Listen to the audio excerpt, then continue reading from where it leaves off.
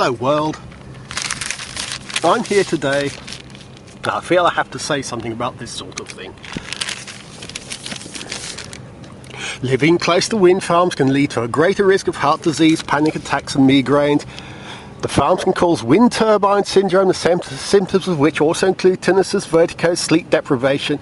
Research to be published later this year claims. People living near wind turbines, US, Britain, Italy, Ireland, Canada, can trigger nightmares in children and stop their brains developing properly. Turbines are dangerous because low frequency sounds they emit can interfere with the ear's vestibular system, which controls our sense of balance. These sounds, which are too low for the human ear to hear, cause a group of symptoms she calls visceral, vibratory, vestibular disturbance. Visceral, vibratory, vestibular disturbance, or VVVT. They cause problems such as quivering, nervousness, fear, a compulsion to flee, chest tightness, tachycardia or increased heart rate, can cause cognitive and nightmares and cognitive disorders in children and harm the development of their brains. There's a wind turbine. Think of all the things that it's supposed to cause. To give you an indication of how quiet these things are, the turbine we're nearest to isn't that one there. It's this one here that I'm leaning on, this rattling door brace. There's an aeroplane crossing over the top of this turbine right now, a jet plane, and I can hear the jet plane over the turbine. I could put my camera against the side of the turbine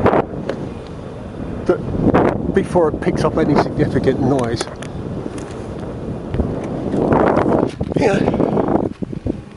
Older turbines did have issues of vibration and noise because they were crudely designed.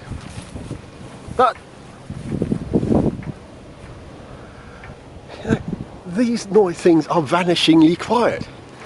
I work at a power station, and the machines that smash the coal up are only 60 feet away from my workshop. They create so much vibration, they rattle the spanners on my workbench. They create ripples in my coffee. That's the reason why I came here to complain about this. Because these people don't know what they're on about when it comes to noise. They really don't. You know, the kind of noise that comes from anything in the countryside like this is vanishingly tiny compared to what a lot of people put up with in their everyday working lives. Think of people who drive diesel locomotives with a whacking great engine behind their back, vibrating them all day, and they drive these locomotives for 30 years. Think of children who live near the beach with thousands of tons of water crashing onto the rocks and crashing onto the sand. Talk about subsonic vibration. You know, the motorways and freeways. The world is full of every possible conceivable noise that we generate at far higher levels of intensity than these things. You know, these people aren't, even if there's a few people who are, for some reason yet undiscovered, affected by some marginal way by wind turbines, not putting up wind turbines and continuing the alternative of burning everything we can lay our hands on and chucking the exhaust into the atmosphere is something that affects every living creature on this planet, every blade of grass, every insect, every human, every animal. You know, this country, the UK, is the windiest in Europe. So to not use wind power, to not take advantage of an energy source that is free, simply because a few vested interests are pulling the wool over the eyes of the general public. They're not simply standing to make a load of money selling their book or whatever agenda it is that there's secret agenda that they're working on in the background. They are stealing our future. They are stealing, you know, they are taking from all of us. They are stealing our sustainable way of life. You know, that power station can burn a ton of coal every 6.5 seconds. The Chinese are building something like 2 or 3 power stations every fortnight. You know, we cannot expect the Chinese and the Indians to behave, to develop, you know, eco-friendly ways of behaviour if we, sitting in one of the windiest countries in the world, choose not to do so. You know, if the rest of the world is going to clean up its act, we have to set a good example. It is extraordinary that wind turbines are demonised as horrible, ugly, noise-producing machines. You know, the world is full of ugly, noise-producing machines.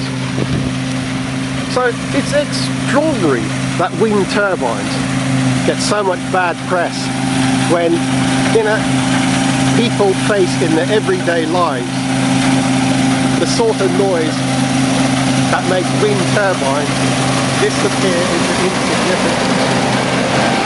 You know, if these people want to talk about noise, this is what they ought to be talking about.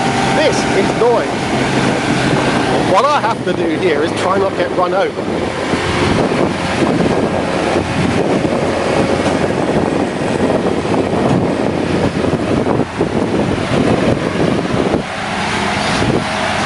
That's noise.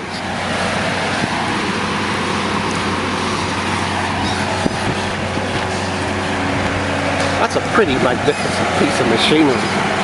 The countryside is full of tractors and combine harvesters and all sorts of wonderful contraptions making all sorts of noise.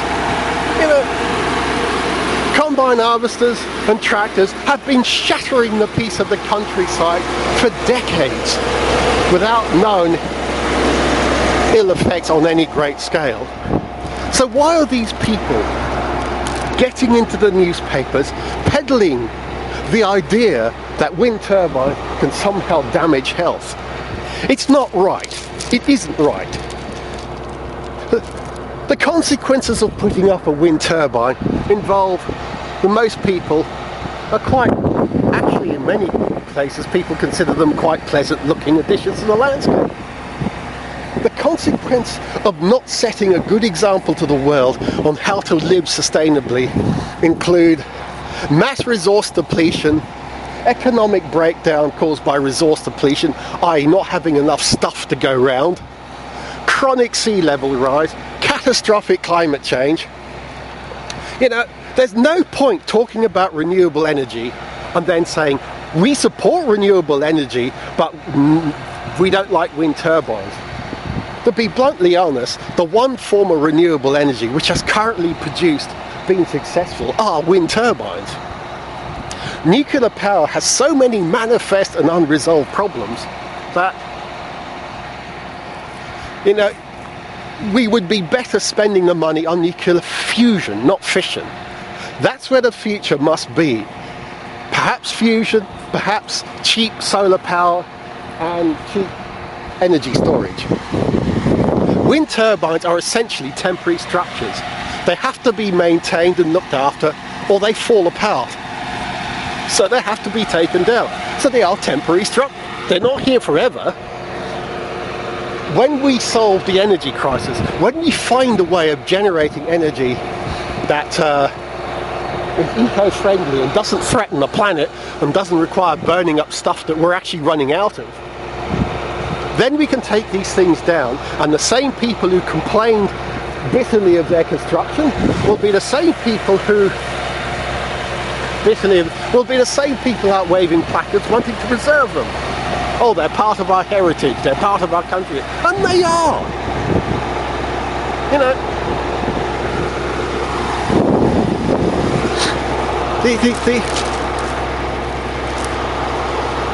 we need planning laws updated. We need a when we fought the last war against our enemies, the Second World War, we didn't have silly planning battles.